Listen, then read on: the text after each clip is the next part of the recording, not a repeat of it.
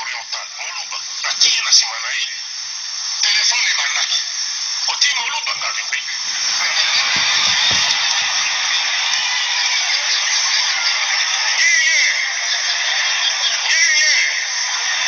nalobaki bomba mboma mabe obe nazongi na ndako telefone oyebi te ye doyen ya faculté ya droit na abe oyo azalaka na campus oyo azali omoni kumbona esoko mbika esoko nani bazalaka bato ya UDPS nalobi quel UDPS ça n'existe pas chez moi abibe okondima nga abime soko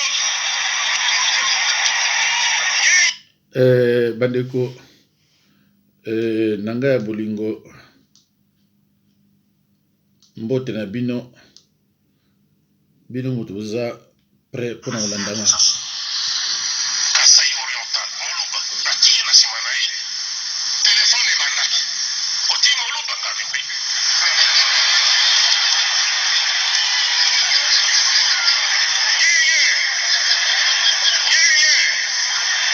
nalobaki bomba mboma mabe obe nazongi na ndako telefone oyebi te ye doyen ya faculté ya droit na abe oyo azalaka na campus oyo azali omoni kumbona esoko mbika esoko nani bazalaka bato ya UDPS nalobi quel UDPS ça n'existe pas chez moi abibe okondima nga abime soko bandeko bino moto bolingaka nga te mpona vérité pardon baoyo balingaka nga te mpona vérité mais oyo wana azoloba eza nga te eza mobutu alobaka yango déjà avant bayebisi ye oti moloba abi oui bayebisi mobutu babi okondima donc mabe ya baloba bato bayebi yango ebandi lelo te alors bandeko tokende no bonapesa bino bainformation mosusu naza na yango merci. Ok, merci bandeko balandi ya tokomo wapi toza bongo awa message ya UDPS epai wapi mokolo maloi boyokaki ezalaki opesi mbwa boyi bamisui bazoki lumbe awa biso tolukaka tobeta masolo na matoi te oyo toyokaki te tokiti tozela bino les des principaux acteurs bato baosalaki vrai révolution bana UDPS balia malamu bazala malamu bakomprendre ndenge ni parti kokende eza bongo ndeko fils mpoko bolanda ye toyoka nini elekaki lobi mpona nini makambo elekaki lobi elekaki ndeko na ngai mbote mon frère Didier tokomi wapi ok bandeko bayeba misusu baza informé te bayeba lobi tolamuki na tongo bapine tumbami oyo bakangeli secrétaire général na kati ya siège ya UDPS mekana koexplike bakondo bayeba nini elekaki mikolo malobi bozoki na quelques questions nauto sala dapo ye retard lobi bakombatant balala bato ya sécurité na permanence oyo bapesa vie na bango mpo basécurize temple ya démocratie baréclamaki droit na bango quand même ya kozwa ata déjeuner kozwa quelque chose Augustin Kabuya abimi afingi bango ke baza bambwa mpe bajeune à force du progrès basengaka jamais na bango balobaka bakende koservir ekolo lokola bamilitaire or ke bake kodécouvrir keza Augustin Kabuya nde akendaka oyo kofina badossier na bango na niveau ya mokonzi ya mboka kuna likolo na ngomba yango nde epesi ke bayaki mpo barevendike ye mpe alongolela mbapo abundana kombata mo ya handicapé kombone bujimi yango nde baincident esalamaki mpona okenda mokuse tozoyebisa kaka mokonzi ya mboka ke banegligeaka cheval oyo emema oyo na bokonzi te cheval wana eza UDPS yango nde komema oso na 2023 les partis va mal les partis va très mal nga tant que gardien du temple ya démocratie mpo kimi ezonga bato mibale Kabuya na Kabundi fo batika biso na parti na biso mpo bana baintention ya mabe bato bakombata batika kozala oyo balobi bakombata ya bato baza bakombata ya idéal mpe bayebake botika kozala bafanatike nazosenga lokola Titenge Yezu papa Titenge Yezu akokaki na ye te nazosenga médiation ya baba kingwa kumwanza mpo aza moko ya basekrétaire moko ya baadresse parlementaire ya parti na biso sino te parti ekoya kokufa parce que mpona makambo oyo bango lokola bakomisi UDPS likelemba bango balie balingi bakombata balia te bazwi bakombata lokwa babrouette c'est-à-dire bamemeli bakombata babrike batongi ndako bango bakoti na kati makambo ezoriske esalo babengi bamort d'homme. Ok, bamort d'homme ndeko na ngai bolobi ke ndeko Gislain Kabuya ndani ngaka kobunda na kombata moko boko Kabundi kuna ayekosani komba Kabundi yekosani na makambo wana ye mutu anoma ye Kabunda aza oyo babengi président AI improvisoire anomaka yo oza AI président à l'intérim okonome te bato batanga na balouvenga bocontredire nga te bino babotanga na bavar biso totanga te azokolandela bafaire courante c'est ça anomaka te anoma ye mpo ayebi ke basala couverture ya bambongo na bango bazwa ya bakarte ya bato bamafia na bango basala na kati ya parti un parti comme l'UDPS bato batikala na baresi na maboko ti lelo bakarte ebimaka te soki na association ya Kabundu moko yalalaki ngabwa kuna kombo na décision finale okuta bakarte biométrique kuna ebima seke bato aba baza deja na boule basala baparti na bango yango nde baolinga babomina biso répondre bino ke ndeko Gislain Kabuya alobi boyebi bien mpona makambo mbongo ye azali deya patron banda kala azala commerçant monene témoin na ye azali membre ya UDPS oyo abanda koyede na makambo bakarabira commerçant banda kosala banda kala ndeko na ngai azwi mbongo na UDPS kata nanu omoi makambo ozolobana azolakisaki aza na kivantare kala nyonso biso toyeba batutu na UDPS ifo baya oloba baaktivité bango basalaka soki azolakisaki aza politicien te aza commerçant aketeka bacarburant na ye ndenge azoloba yango nde elakisi oyo babengi na Top Congo radio moya awa akoki kopesa baargument te akati telefone ozo comprendre azongela cope na ye ya kikadafi azongela cope na ye ya kikadafi je dis je vous remercie ndeko na ngata mutu na suka kombo ya Jacques Chabani na kombo ya ndeko na biso Jekobeya ekosana makambo lekaki lobi eza ba accusation je crois lobi tant que combattant que parti que mabe na pouvoir nini oyo Kabuya baza na oba longola Jacques Chabani oyo aza dirigeant ya organe moko autonome baza ba provisoire bakolongola eponani ba ranking basala bakomisa UDPS soko za fanatique ya Kabuya te bakotindo na musala te soko za fanatique na ete même bato bozomona bazoleka bazoloba soki basoi-disant baparlementaire debout eza babiso oyo tu bozoyoka oyo baegyptien oyo boyoka basala makelele lobi bomona bango te bato bala bafanatike ya mavungu lelo bazalaka lelo bakomi kolinga bakomisa parlement debout oyo balobi ke baparlementaire c'est-à-dire parlementaire parle lokuta eloko bakomolinga bakomisa baparlementaire debout bongo ese bakomelekaki lobi tongi toyeba bato bakufaki bato bazokaki to ndenge toyeba nanu bilan ya bablisa yeki combien et puis est-ce que bato bakufaki ya soki bato bazomona na baréseaux sociaux to ndenge nini ezali oyo nakoloba babetaki babali réel parti au pouvoir un secrétaire général azobenga la police ebeta babali réel bakangi bakombata kaka po kombata alati moniere bakangi bato pe epesi ke na défense oyo bakombata basalaki tokolobaka légitime défense bakombata mpe babetaki molotov national 15 Stanislas Kenza aziki na gardimo aziki na molotov donc ndenge bazokosa bunda mutu akufi te c'est ça mutu akufi te bakombata nde ide na bango yalaki ke donc président atindela biso babakingwa kumwanza aya retrouver médiation na makambo sinon il y aura mort d'homme tokondima te parti na biso bato mo babomango po bango bakomomona ke bango nde bakomi barambo babakingwa aza 13 parlementaire a UDPS ayebi batempérament mpe ayebi ndenge biso tokanisaka titenge yesu aza membre ya UDPS te le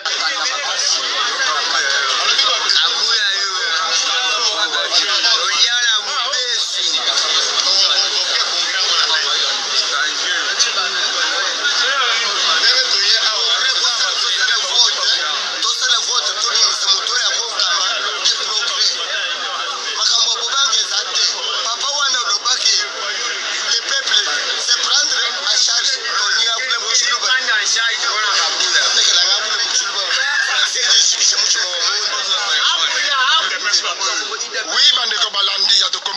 malisi kola lisi to tiko zwa fils mukoko apesi makanisi na epo na mobulu elekaki mukolo malobi nini ekoleka awa na siège ya IDPS batu lobi babandaki bambangwa pine tumbami base nde mutu elobaka Félix Antoine Tshilombo Tshisekedi retirer signature na yo tokoki kozala nsima Martin Fayulu te olekaka na télévision base elobi na yoki na pose candidature na ngai base mpe elobi ndeko oyo na oyo baza miyibi nayebi te baza ngo bolingi eloba wapi nzambe ifa kita to yesu masiya mbote ndeko na ngai Mbote.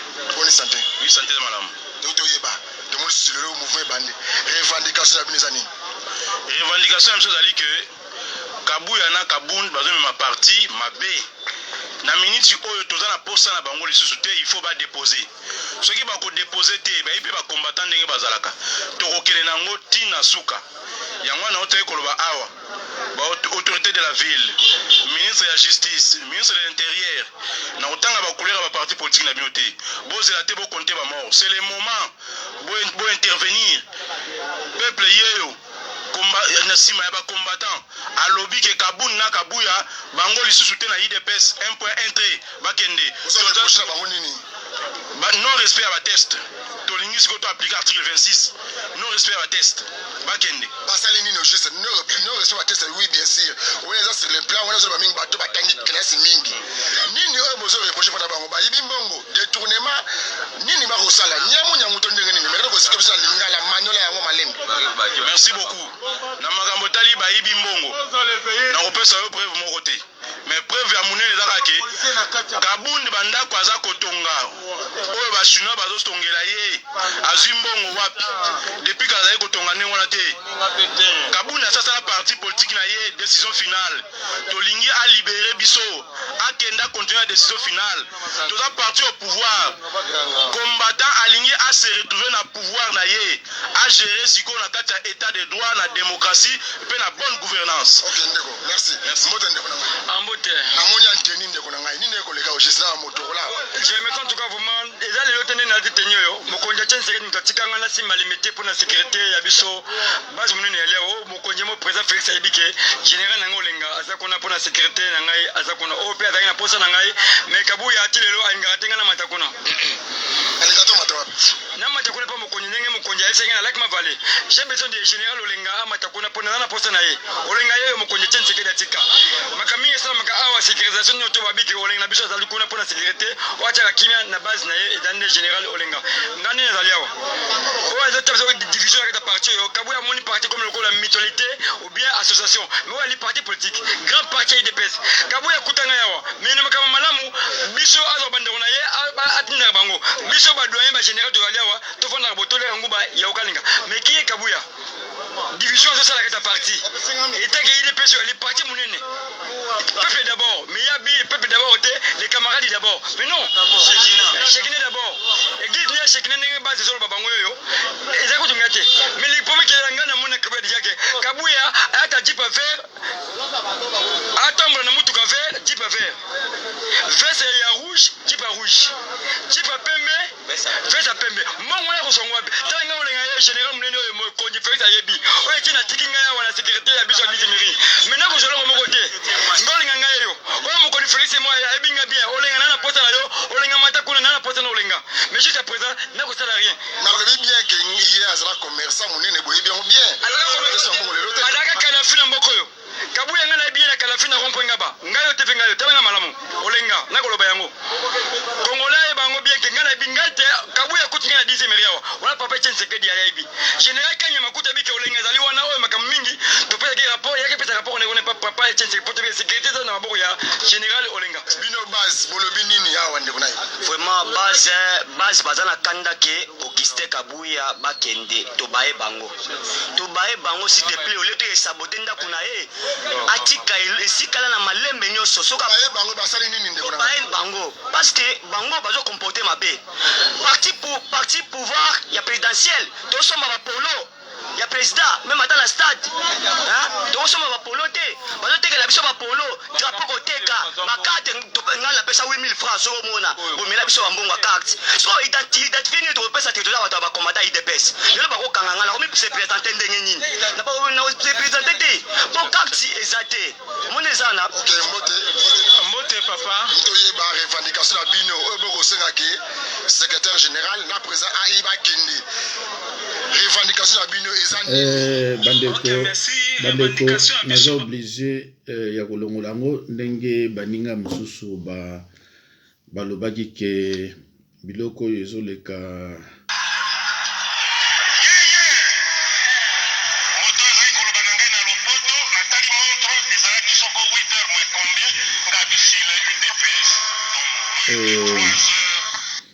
bandeko mbote na bino tomesana kolanda nga nzambe apambola bino mais bandeko toyoka susu ata yango esali nango kaka na banzi même pas une minute bon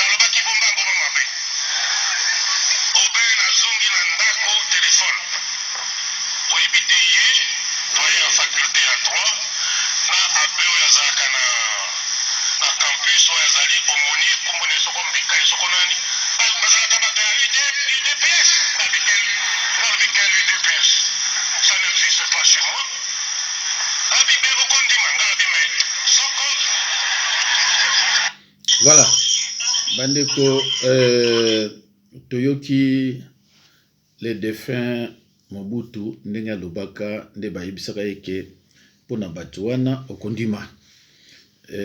Bandeko bauti kolanda bato bauti koloba wana bato IDPS balobi parti au pouvoir. Nayebi te bandeko bato ba comprendre koni balobi parti au pouvoir biso ba oyoyo. Bandeko banquete pesi ke Mama Marthe na ba para na ye na ba koko na bazali bangolais bavandaka na ngiringiri. Tshisekedi bana oyo nyonso a reconnaître comme na bango za Tshisekedi Etienne Tshisekedi sauf ye Félix aza mwana ya Chilombo, un certain Chilombo. Alors, lokola zaki mwana soki ya un certain Chilombo, ou bien mwana ya mutu moko abomba maka, ale bango baluki koma famille ya Chilombo, baye kopesa Chilombo, Chilombo aye bien. Alors, c'est ba service renseignement ya Kabila au pouvoir, ava bazoyer ba mena banquete na bango na bato assure. Alors, babengaka Mama Marthe, baki kozoye Mama Marthe aye, babina ye oyo ndeko na yo, abi mais ye alobi ya zan ndeko no meza muzombo. Mama Marthe mwa wanga na suelite andimi. Mais Félix aza mwana pe ya Etienne te. Papa na ye yeyo. Mama Marthe moya kende sous gauche droite, elle a été. C'est pour cela, vous remarquerez que dans tous les documents, même scolaires de Chilombo, Kombo ya Etienne, ya Tshisekedi ezalakate. Donc, azalaki fils adoptif ya papa Tshisekedi. Ya omonaki papa Tshisekedi azwaki pe temps ya côté classe te parce que alingaki ete. Ayibaki ke aza yanga te donc moyen pena côté ba classe malonga ezate yangwana ya komaka na ye mutu aboye na frapper. Donc en définitif Chilombo comme Kabila et Kamere, aucun entre eux n'a une goutte du sang congolais. Je précise, hein? Aucun entre les trois cités na une goutte du sang congolais. Donc Chilombo ba benga ye ba vandisa ye balobi tala ba origine na yo, tala pa yo uta, tala mama ndimi boye, ya ndimi boye, o aboti yo ndimi, yo zali comme ça wanga na te. Donc na biso na yo toza mutu moko, il faut toza pe na kamoko kango eza FCC. Ka oyo bato yo baza memi na goutte du sang congolais te. Bande kunanga oyo mboka ya ndenge nini? Mboka ya ndenge nini? Bakulutu baluba wana bango bayiba eke Chilombo azali mwana ya Etienne te, eke azali mwana ya mama Marthe ba origine na ye kozala angolaise pesa na mabete bangolais baza pe ba Congo, mais koloba nationalité mutu eza mabete. Ngana ko kende na Angola na Banza Congo kuna bayebi ke j'irai là-bas en tant que Congolais, il y a RDC, mais dans Angola. Donc, bande kunanga yi mundele atinda kabato, apointa ka mutu pamba te. Mutu ni nango mundela apointa na mboka na biso, bongo bolo bakeza Congolais. Mundela apointa ka Mobutu. Mobutu sorta di ba origine ya Togo. Yo olingo lingate biso na kini ba papa, parce que à l'époque bino yebi histoire te, ba mso yebi histoire te. À l'époque ba lari ba vandaka na RDC pa na biso. Et ba lari ba na Congo Brazzaville ba zalaka na pai ba togolais wana o baba na osala ba chemin de fer pai ba bota Mobutu. Ti tangu mama o wana bota Mobutu akufi ba pesi sikoyo ba bokola ye na mama boy. Mais quand on veut vous apprendre passer ba histoire, sokaza mutuna ba yo tangu abotama yo lagi wa yo lagi tangu ya botama ki est-ce que vous alaki wala kité. Mais tangu bali ba apprendre comme le mo ya solo pour na intérêt mboka o ya biso rien. Prochainement na koloba passer banquette eza toujours en cours pour déterminer la vraie nationalité, n'est-ce pas, du défunt Etienne Tshisekedi. Mawa bandeko, mboka ndenge nini, mboka ya ndenge nini. C'est pour cela, tango Chilombo ake barubinetra yo na biso ndenge moko. Biso to wele intérêt mboka yo pe wele ka intérêt mboka ndenge biso welaka. C'est pour cela, na ba ina bino, est-ce que même Etienne azaki vraiment luba? C'est comme Kyungu, nga Kyungu na ebiye na ba makamususu. Mais to kama ndenge pe Kyungu abimaka tange. Ba kote kuna ba désordre za mwa mingi bandeko na ngai. Ngai bi pa Kyungu asalaka va 65. Asalaka atake boye. Eza ma bandeko na ngai. Donc c'est triste quand même hein. Mais tout ça ni. C'est triste quand même, mais tout ça. Mais je trouve ça le 24. Moi, pas comme tout, à ça ça messe. Pour te dire que pas tout va linguer ou yo. Au moins ma campus que pas yo qui muto à bani boy. Non, il dépend ça linguer à ça messe. Mais il dépend ça y est pas que bango tant basa le messe avant 38 ans ya neno yo. Parti là bango muto organiser. Ce qui muto il faut qu'on associe à Bako. Mutazali président ya Bako c'est Matusi la malungue ni Congo. Le président assemblée provinciale du Congo central. Alors, vraiment, il faut que Kassavou, parce que Kassavou est le premier président de la République. On t'a libéré beaucoup, on t'a bondé tout le monde. Il dépêche tout d'abord faire un pardon. Pour il dépêche Tshisekedi dans Kassavou Koufi, Azalaki ministre intérieur. Kassavou Koufi, c'est un peu de soupe qui est dans la porte Aboyi, président Tshisekedi Aboyaki. Yami Balé, Bakati président Kassavou Boumbaï, na courant. A Koufi na Katanda, au moins on a gouverné one. Et c'est là qui se passe. C'est une erreur, il faut une réparation. Nous avons passé 6 mois à avoir le pouvoir. Si quoi les Kamezawana, il faut que c'est un pardon. Et puis ma wami, musicien autour de mon âme, parce que les gens ont beaucoup de temps. On organise 50 ans de musique dans Bango, allez, bah, je supporte par mon l'État. C'est quoi ni na ça dans beaucoup. C'est quoi ça les gens ont beaucoup de temps dans beaucoup. Qu'est-ce qu'on a dit pendant ceux qui présentent au Yamba, nous allons tant que musicien. Pour nous Yamba président Bakote, au président c'est les 70 ans. Parti c'est les 70 ans, on est libéré parce qu'on a beaucoup de beaucoup de flammes. Quand il y a une délégation pour le 70e anniversaire, le 51e anniversaire, il y a le premier président de la République. si bazalaki président ya biso nyonso bacongolais donc bato bazala connaissance omoni makambo mabe ezali awa na père Lutumba professeur Lutumba asala na boko basala debout Congo na zairoise Lutumba avana aya awa te gouvernement amema ye te akufi na poto bakundela ye kuna bombongo yela awa te mais misisi oyo bazozwa bango na debout congolais mais c'est un projet de société omoni makambo yotu koleka 180 conteneurs ebimi na matadi bafuti péage douane te bafuti te dans lettre à Pamba au directeur du cabinet chef de l'État a commis 180 conteneurs on va dire dernier tout ça pris en otage de combien donc nous sommes dans un jungle où les léopards vous mangent pas de jugement caméra bakamba saliao 180 conteneurs de bibine wana président Kabila laki wana makamba boyela kite pourquoi biso lingi président Félix aye pour un changement